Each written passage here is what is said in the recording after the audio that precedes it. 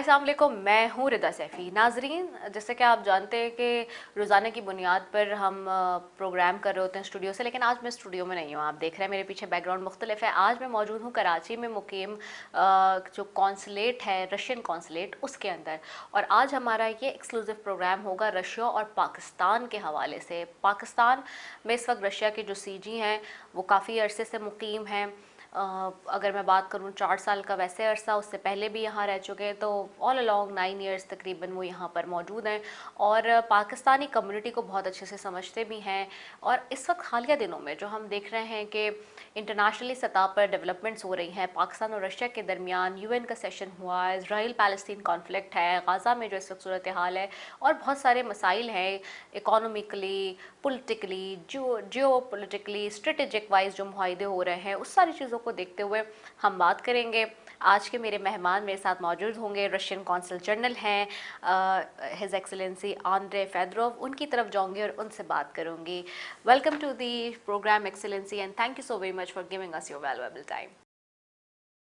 So, Excellency, we're going to, of course, ask so many things today. But first of all, you are here. So, how is your experience, and how is this experience being here in Karachi?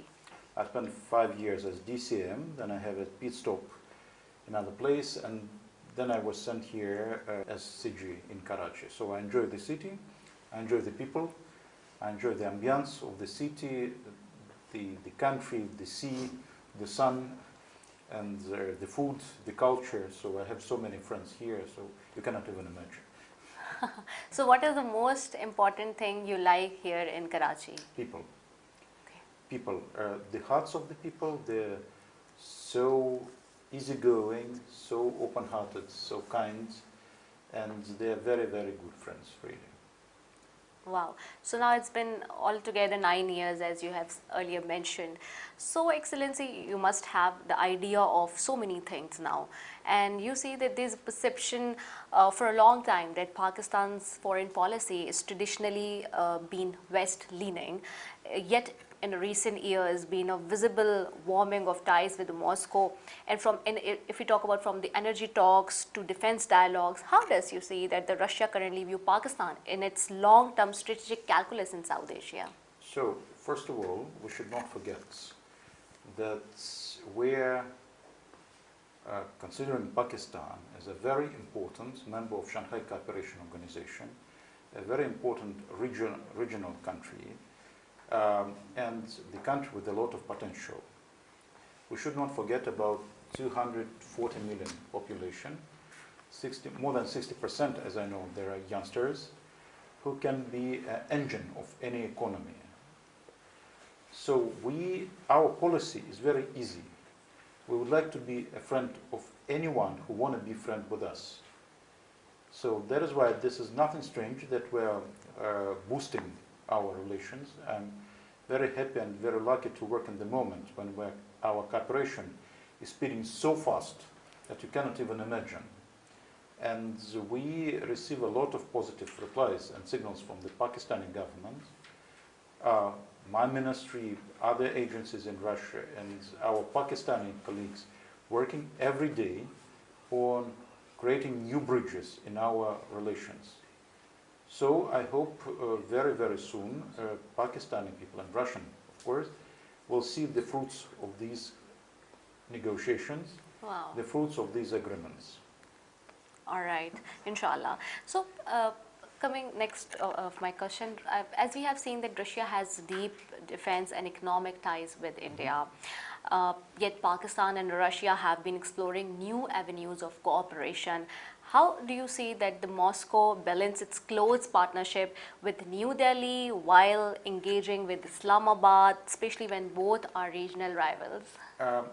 Yes, we should not forget about this regional rivalry, but we also, I should remind you once again kindly that India, Pakistan, Russia, China, and other countries are the member of Shanghai Cooperation Organization. So in spite of this rivalry issue, we are in one organization in charge of this regional security. And this organization is starting playing more important role, not even in regional security, but on the international agenda.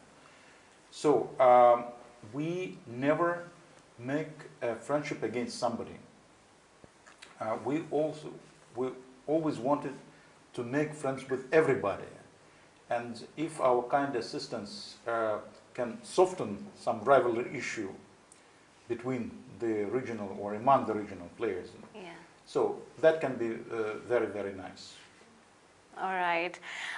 You see, Pakistan is facing an energy crunch and seeks diversification of sources, basically. There was a talk of discounted Russian oil and gas supply. What practical steps you think, in your view, that are being taken to translate these discussions into sustainable energy cooperation between our two countries? You know, first of all, we should say that we have cooperation in this sphere. Yeah. So there are not only negotiations and talks around this. So allow me not to disclose you the details of this business. Of course, money and business and cooperation in this not easygoing world now, like silence. But any good news you can you break that? There are a lot of positive piece of news. Yeah.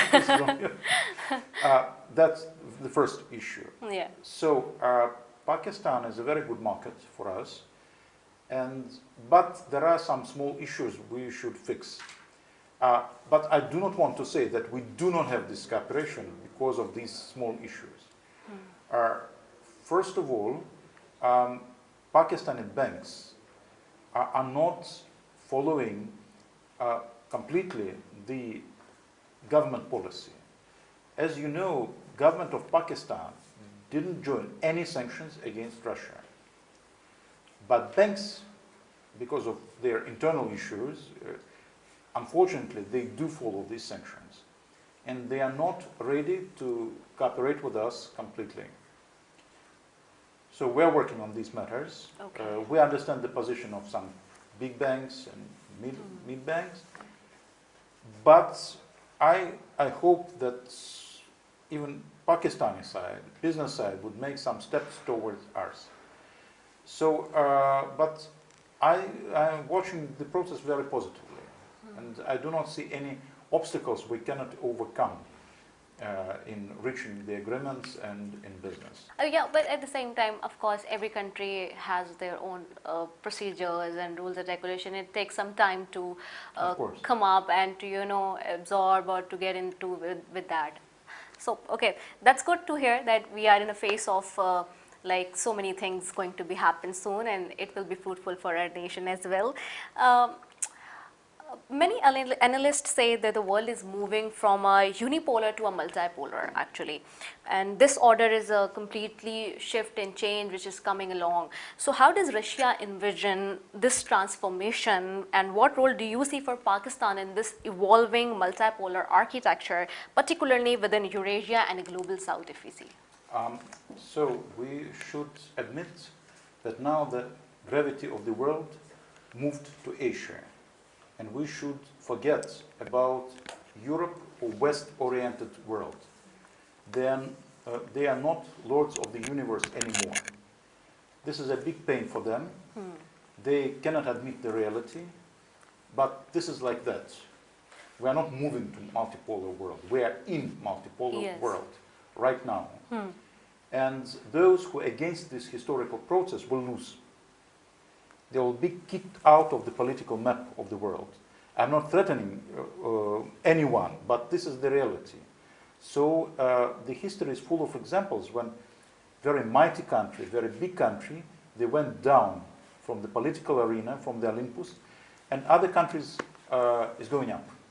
Yeah. So we are in this process right now. The old world destroyed completely. Even America cannot play the role of one leader of the world. And they understand it very nicely and correctly. Trump administration they have professionals to understand that, and when they're talking to us, they demonstrate that they realize that. So, but of course they do not like it. Yeah. Of course they don't like it. So that's the first thing.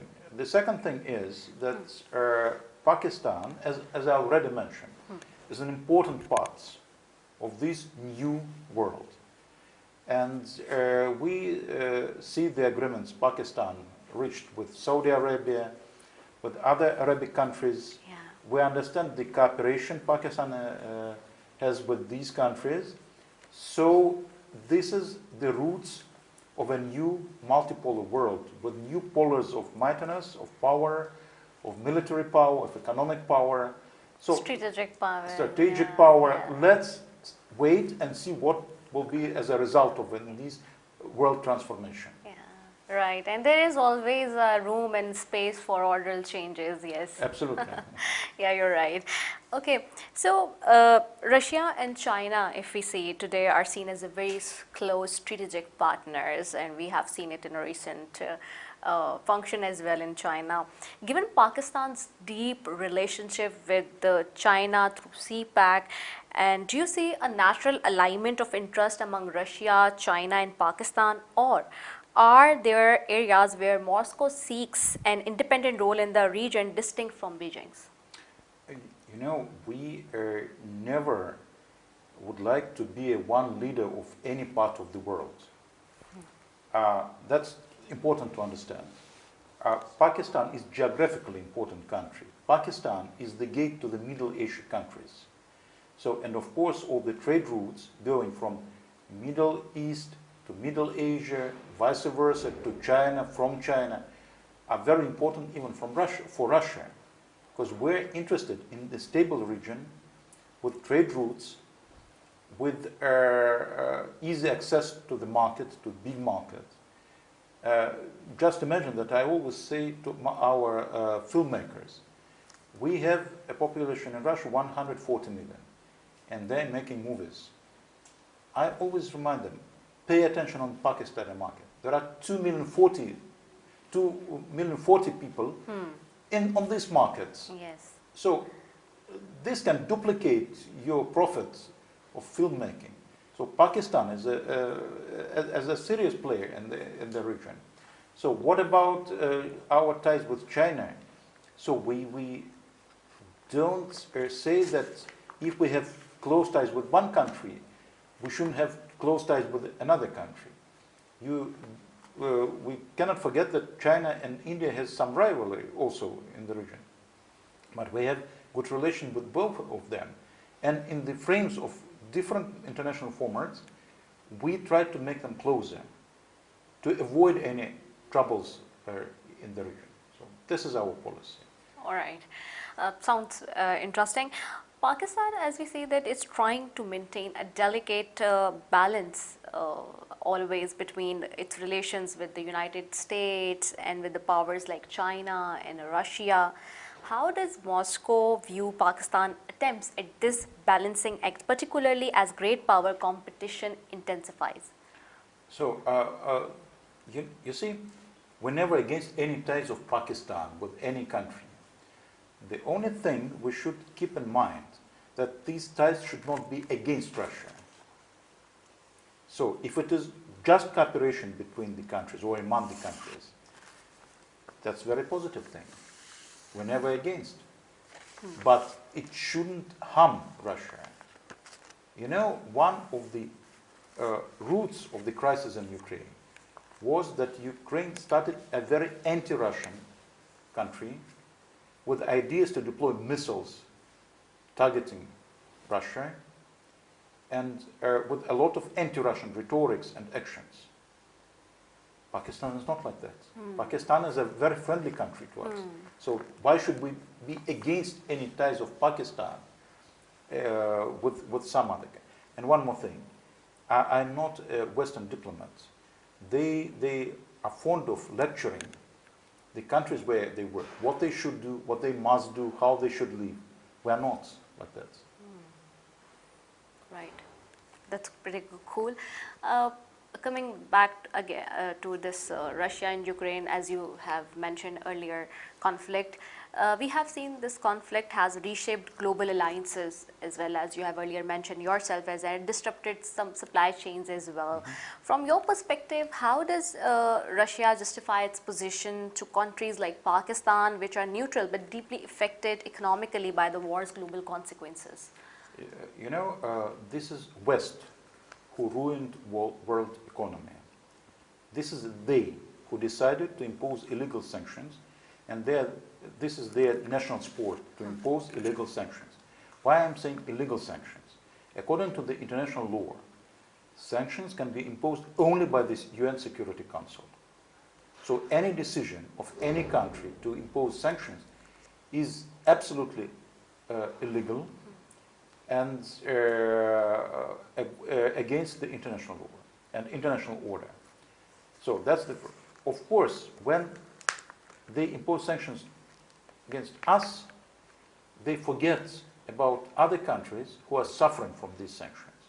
You know, if they're limiting our right to sell oil or gas or fertilizers or something, the countries who want to purchase it, they're suffering.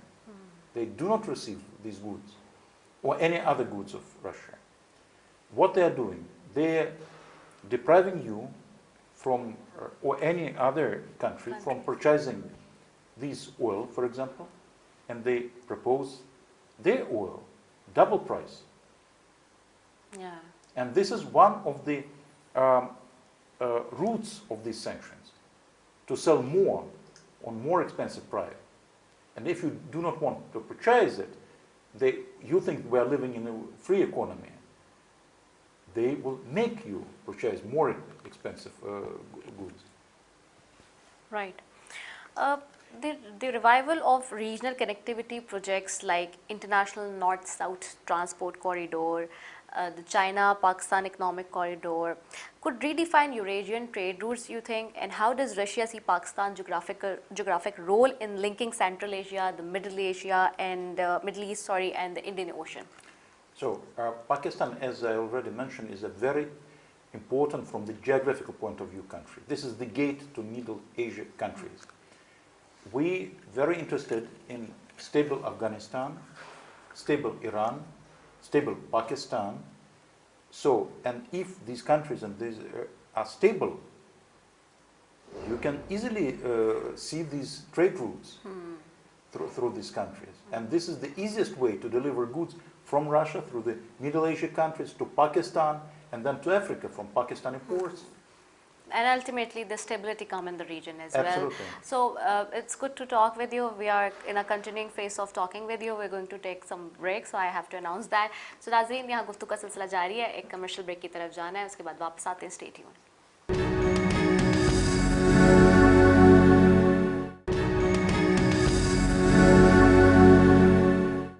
Welcome back नाजरीन, और आज का programme आप देख रहे हैं कि हम कर रहे हैं कौंसल जनरल रशिया के कराची में मुकीम उनके साथ, और गुफ्तगू हो रही है रशिया और पाकिस्तान के बायलैटरल टर्म्स के ऊपर. Now I am coming to the very important topic and a very important question which is the need of an hour to express. We have seen that both Russia and Pakistan have faced challenges from extremism and terrorism. And terrorism is the thing which cannot be tolerated at all at any side. What new dimensions of counter-terrorism cooperation of intelligence sharing are being explored to address common threats, especially if we talk about a post-US withdrawal with Afghanistan?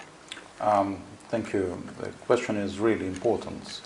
And unfortunately, our two countries and many other countries, they are suffering from extremism and terrorism, which you're truly right, cannot be tolerated in any case. So this job is very active in the frames of Shanghai Cooperation Organization. So that is why I'm saying that this organization is a very important and serious regional institution for such exchanges of information and such activity. Also, maybe you'll be surprised, maybe not, we had a lot of joint military exercises with Pakistan, and the famous one is Druzhba, means friendship, where our military personnel came to Pakistan, and Pakistani militaries, they went to Russia. Also, we had some Navy exercises, so we are working very close in these spheres, and I hope we continue these job. Also, we are preparing the cooperation between the ministries of interior of both countries. So we are doing some job on this sphere. So, of course, I cannot open now all the details of that activity, but I have regularly meetings with representatives of the Home Ministry, with some agencies here in Karachi. So we are working very close on this issue. And how do you see what would be the result after this closure, activities and measures which are taking up? Have you seen the major shift in curtailing or eradication of this, or controlling on this terrorism and extremism? How beneficiary it is? How you have seen? I'm not a very specialist in fighting and combating terrorism, but what I can say as a diplomat, and what is very important for me, so society should stop tolerate any extremism and terrorism. Unfortunately, sometimes some people, they mention some extremism as a positive extremism, and some extremism is not positive. So they can say, we can understand this group of people, why they are doing this. Right. This is not good. This is impossible. I'm not saying why they say this, what is the reason, what sort of extremism they consider to be positive. But in any case, any extremism shouldn't be combated. If we do not understand this thing, we cannot do anything, because this is a nice ground which gives new members of radical organization, which prepare new members of these groups, radical groups. So we cannot say that people are so poor that we can understand why they're making acts of terror. What we should do, we should make life of these people more wealthy, more positive. Better. We should improve their life Lives. conditions, but we cannot, at the same time, we cannot tolerate the radical ideas. That's very important for me. We should remember that. Also, the professional work of police and intelligence agencies. Pakistan has a very professional teams and very professional specialists, because unfortunately they have a lot of job to do. Yeah. I'm saying, so that's the situation when country cannot avoid than to have professionals. Russia also suffered and suffering because of a lot of acts of terror. And we have a great experience, unfortunately we have this great experience of fighting these imminent evil.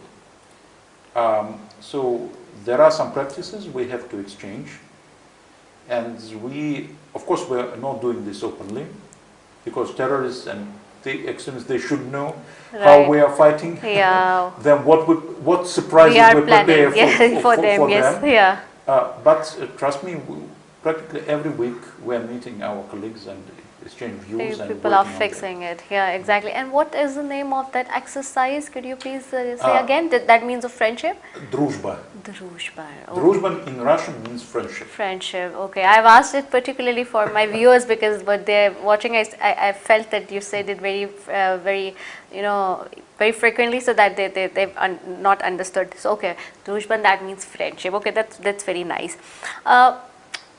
We are talking about extremism and as terrorism, so there is also one problem and tension you have seen, and everybody is seeing about the two countries like Pakistan and India. Moscow has constantly called for restraint between both the countries, especially over Kashmir.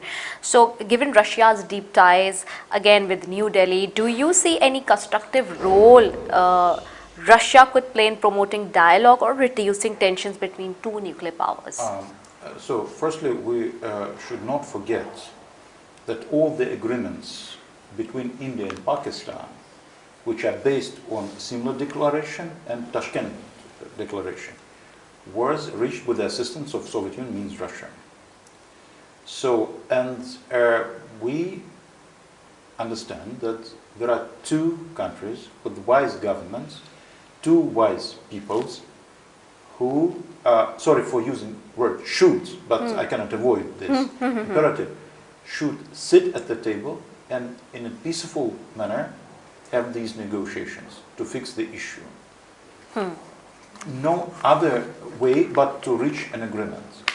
What I'm saying that it is very dangerous when third countries, third parties interfering into the process. Okay. When third party is in process, they're always working for themselves, not for reaching a good peace between the countries, for good result. They are trying to receive something from these negotiations. Right. And unfortunately, in this process, third parties always for one of the sides of this process. Right. Maybe secretly, maybe openly, but they are for. Right. So that is why, for me, it is important, taking into consideration the agreements already reached, to sit and to talk. But this is what two countries' governments should decide.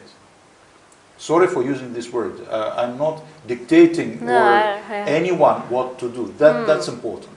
But that is a candid advice as you are giving to us. Yeah. Okay. You have mentioned 2-3 times in our interview about Shanghai Cooperation. Now I'm coming to that question because Shanghai Cooperation Organization is a very big subject, and it's doing so much, and we have seen the latest meeting of SCO, so many developments happened. So at the recent, if we see at the recent SCO summit, energy, security, counterterrorism were major themes. So what practical outcomes emerged for Pakistan-Russia cooperation, you see? And how does Moscow see the SCO's role in balancing Western alliances in Eurasia? First of all, I don't see a lot of Western alliances in Eurasia. Of course, the world has changed, as I say. And maybe there are alliances of East in Europe and in America. So, as I said, gravity of the world is here in Asia. We should not forget about it. And all the world politics is around Asia. I wouldn't be a very new expert, if I can name myself like that, who would say that the roots of the conflict in Ukraine also connected with China and with Asia. Right. You will, when it will be fixed and finished, we will know a lot of interesting things about why Americans and why Europe organized this conflict, why they started it, why they're putting fuel into this conflict always. So, but what is important? We should have, and we already have, organization where even countries who have disputes and who can be named as rivaling country can sit and discuss without any Western interference. Okay. You see, the dialogue is always dialogue is always better than solution. The very famous Soviet foreign minister, Mr. Gromyko, always said that 10 years of negotiations is much better than 1 day of war. Yeah, and we had seen it in the past as well. It's very evident and clear. Okay, in the latest UN General Assembly session, we had seen it again very vocal along with so many countries. So Russia reiterated its call for a fairer global order. So what reforms does Moscow believe are essential with the UN system, if we see, and how does it view Pakistan's diplomatic stance on global peace and multipolarity? So firstly, I would like to use this nice opportunity to thank my Pakistani friends from the foreign minister and from the government for their support and very balanced position in the international arena, including the Ukraine issue, and including the United Nations. It is worth mentioning once again that Pakistan was amongst the co-authors of the resolution in the UN General Assembly on the 8th anniversary of the end of the Second World War. So we worked together on this resolution. And what I see in Pakistani Foreign Ministry, that the Pakistani side is, so Pakistan side understands everything. They're so professional, so smart, that they very often do not question some not very smart questions. They understand Right. easily what is going on. They're very professional. Yes. And they understand that the stability of the country is in good relations with others. So, and we have a lot of fields where we can work together and working together. Right. I also would like to remind you of one historical fact, that even in the not very easy times between Soviet Union and Pakistan, we never broke economic cooperation. And please kindly remember the Pakistan Steel Mill, Yeah. who was built during the Afghan War. And Jamshoro Power Station, and Gudu yes. Power No Station, yes. was built that time. Yeah. So our governments were very wise.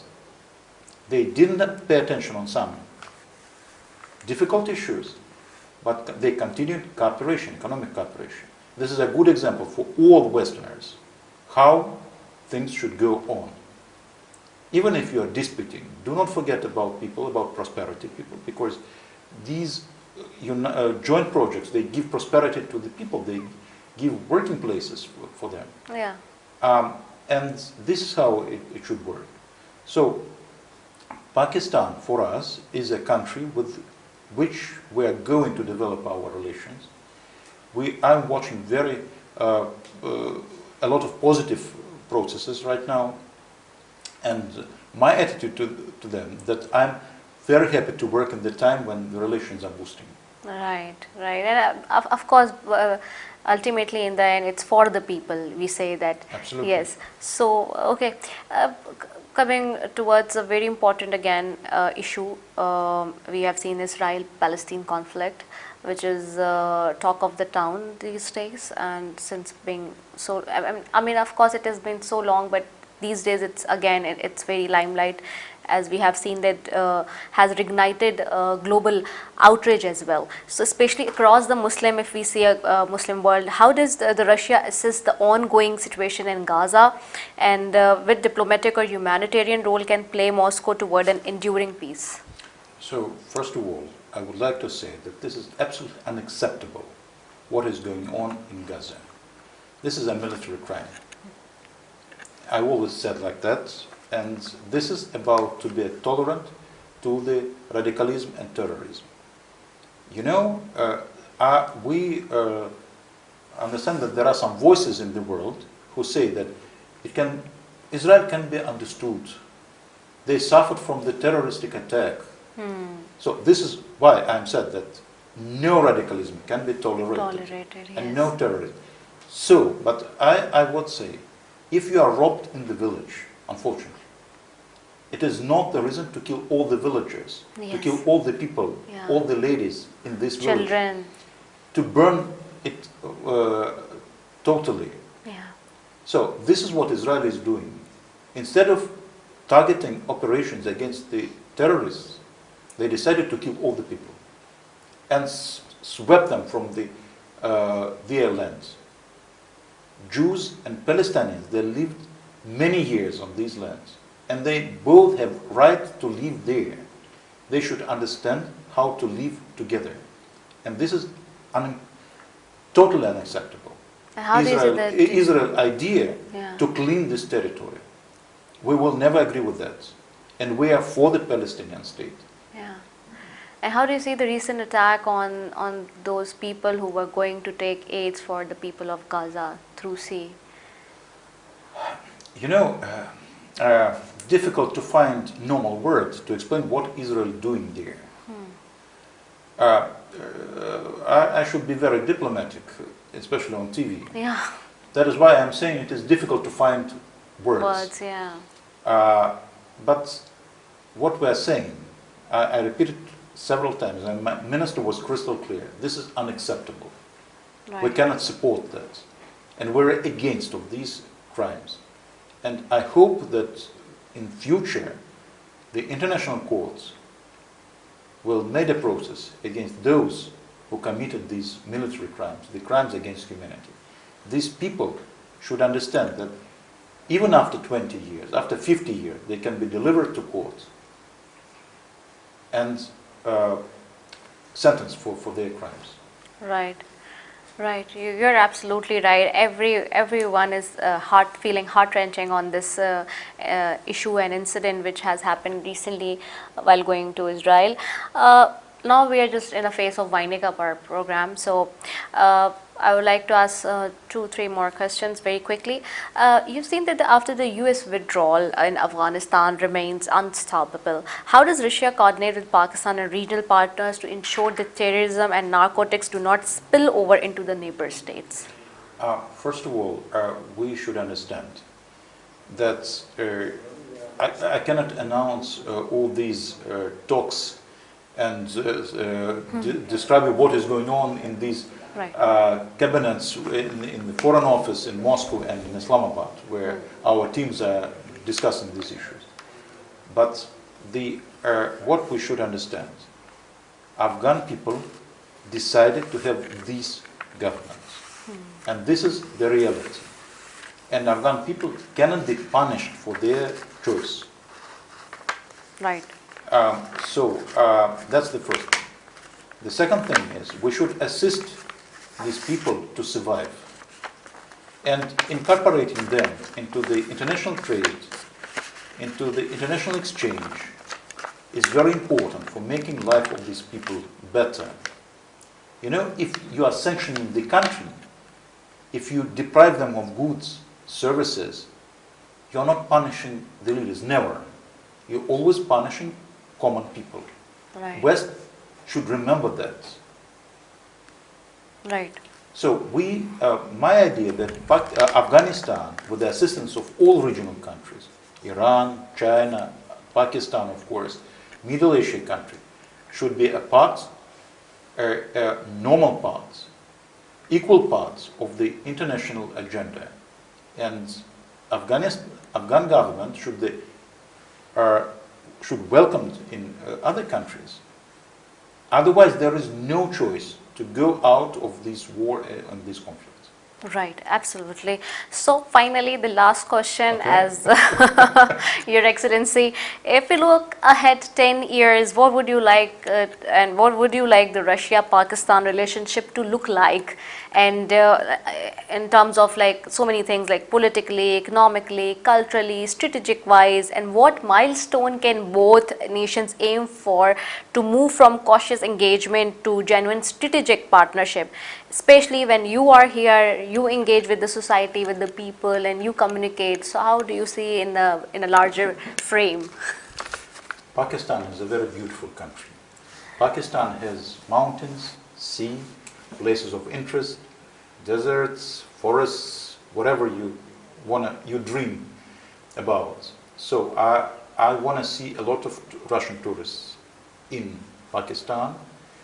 A lot of people should understand that Pakistan has a long, glorious history, history of 5,000-7,000 years, and the places like Mohenjo-daro and other should be seen by Russian people. We also welcome Pakistani tourists to Russia, and those whom I know who visited, they want to go once again and once again. I see the relations very stable, very progressive. We want Pakistani students to go to our universities, and previous year we had 50 places for Pakistan for free of charge education. Next year it will be 150. Wow.